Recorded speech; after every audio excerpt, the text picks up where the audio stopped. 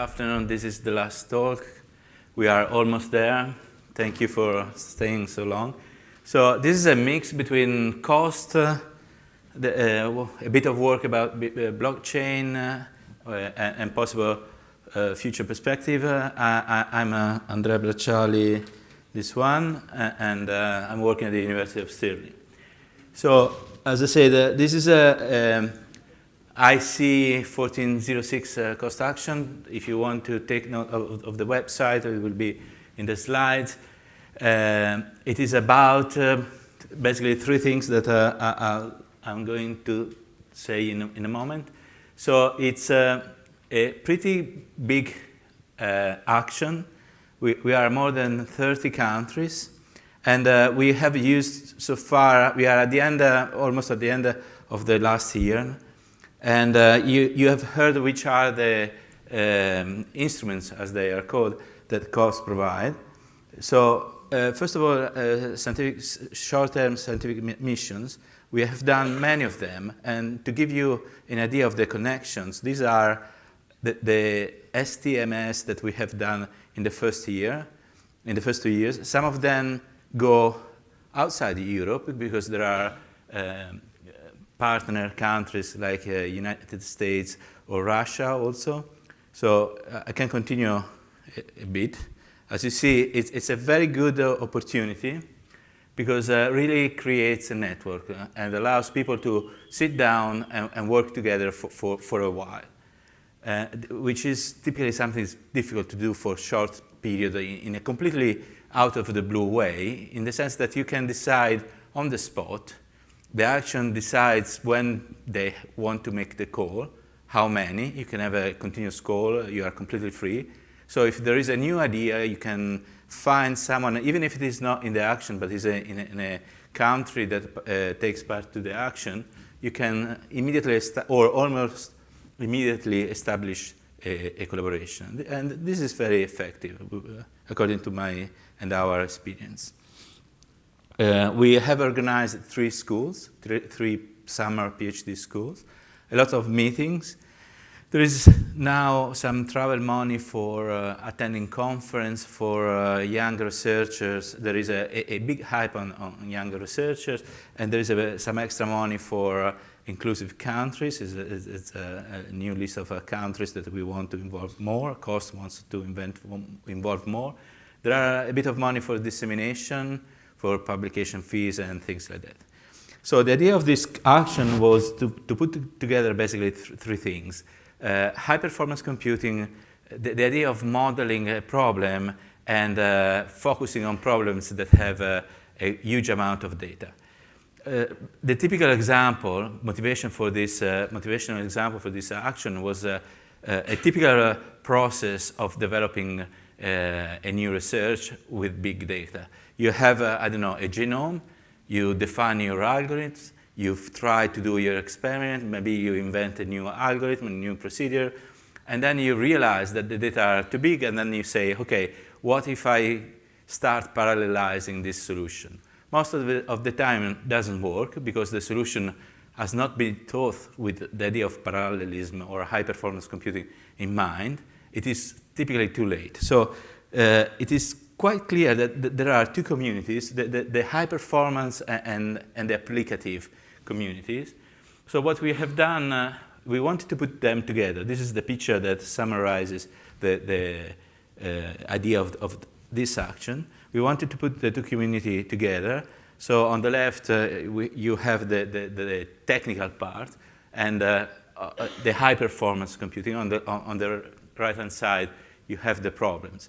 And we have started divided in four working groups. It's not very important what they are about, but you understand the idea. Trying to create, starting from a survey of the literature to establishing a common language, you see that these squares start to mix their color, and in the end we wanted to have a completely mixed community. Did we succeed? Possibly. From the working group, we distilled 9 case studies. You see the list here. And actually, in these case studies, after 2 or 3 years of action in the action, We have groups that gather together, someone who is a domain expert, someone who is an expert of a specific high-performance architecture, someone who knows how to program this architecture. So it is working, has worked, in my opinion, quite well.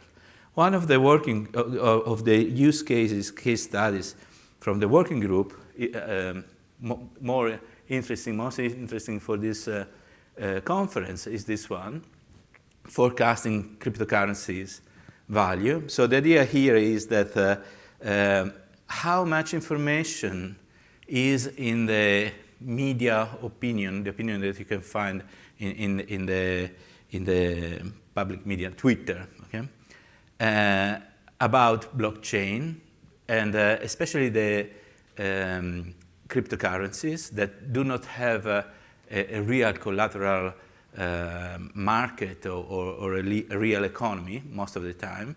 So especially the newest one, there is a much expectation on what they will deliver.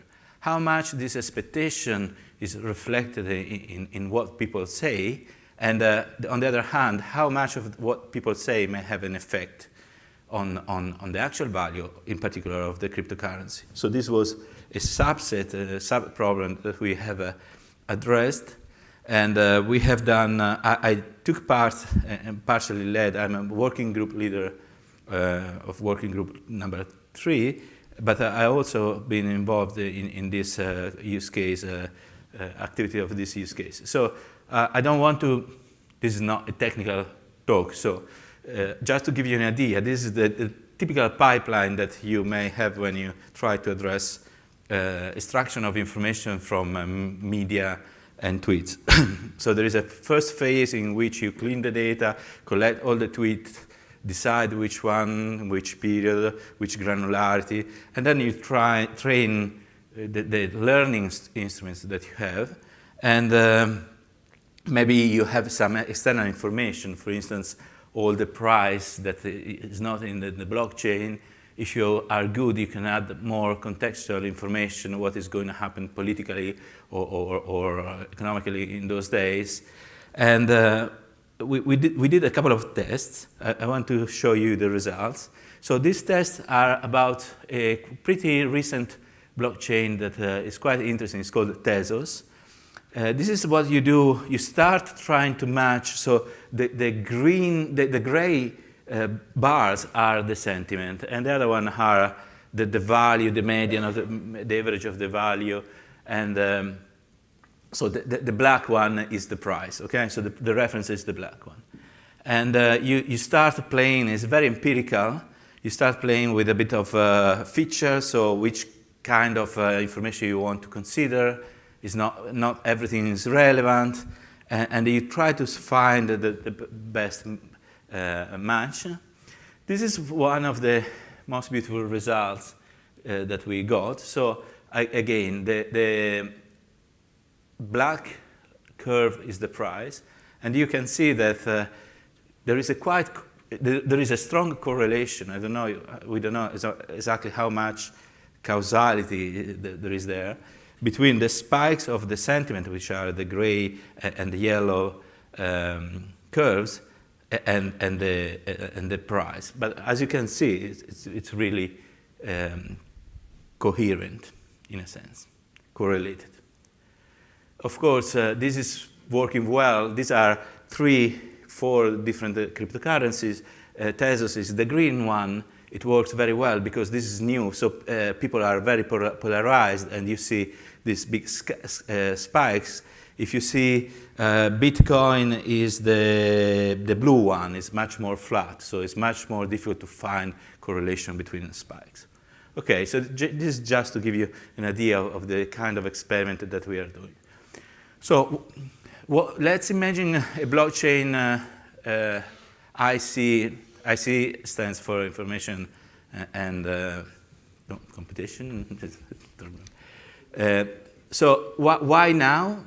We know that there is a big hype, transformation technology, a breakthrough. Everything has to be validated. It is strategic for Europe in general, But it is also strategic for the European Commission. So there have been a couple of initiatives like the Blockchain Observatory. There is a prize. So this is the website of the Blockchain Observatory, where a lot of information is reported. There is a nice prize of 5 million for actual application of blockchains for social good. They want something working. The deadline for registering is in April. There are a number of calls for projects that could be used for blockchain technology. We are looking at some of them. And so the point that we have to decide now is whether we want to proceed with one initial first blockchain cost action, or if we are already in the position to differentiate different topics. So maybe one could be applications, one could be consensus, one could be, I don't know.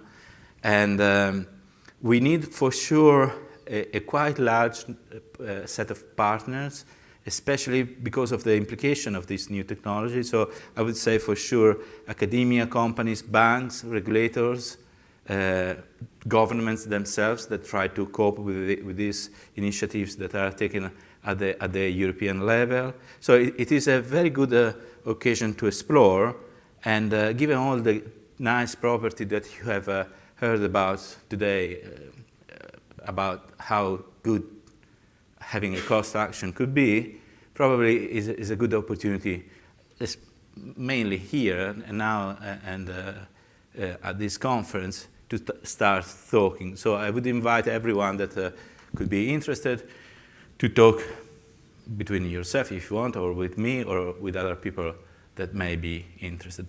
So these are the contacts. This is me. This is Halesh, who is co-driving the working group on sentiment analysis for cryptocurrencies, and Joanna is the coordinator of the action.